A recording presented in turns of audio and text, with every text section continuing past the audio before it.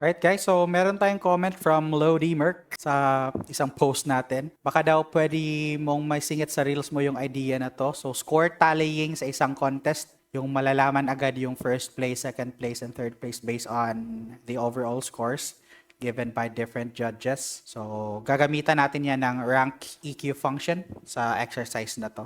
Add natin to, plus ito.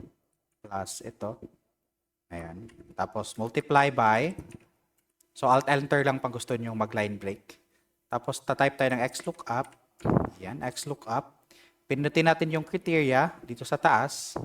Dito sa lookup array natin, kailangan nating mag-lock dito ng cell reference. So, i-lock natin yan lahat. Pinutin nyo lang yung F4. Tapos, comma. Ito namang score percentage. Ito yung return array natin. Kasi used to nating i-multiply yung result natin dito sa return array natin. So, ito dapat nakalock din. Then, close na natin yung XLOOKUP natin. Enter.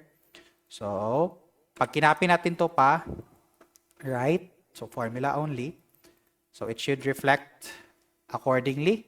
And then, after that, pwede na natin itong i-total kasi ito na yung naka-ano nito. Tama na yung calculation natin dyan. Pwede mong sabihin, ganito lang. Click mo lang to, tapos add ka lang ng sharp.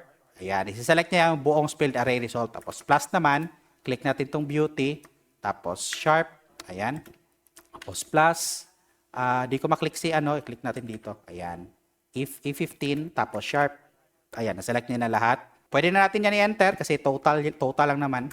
And then dito na natin kukunin yung ranking natin. So gagamit na tayo dito ng function na rank EQ. So equals rank dot EQ, ayan. So, ang first parameter niya is yung total natin. Ayan. Tapos, yung ref naman is yung total pa rin natin. Tapos, yung order is gusto natin is malaki yung total. Gusto natin number 1 siya. So, ang descending is 0. Ang ascending is 1. Ayan. So, 0 yung pipiliin natin. Close natin. So, goods na. Ito daw yung first, si 27. Fourth, ito si 23.6. Kapag merong duplicate, for example, ayan, so dalawa yung number 1 mo kasi tie sila.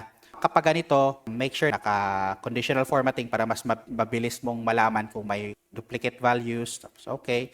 Para naman makuha natin yung percentage ng scores nila, pwede na kaagad ganito.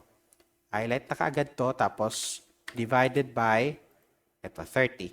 Ayan, so yan yung respective percentage ng score niya. So makikita nyo ito, si contestant number 1 with a score of 92.3%. Yung mga ganun-ganun. Rotec, peace!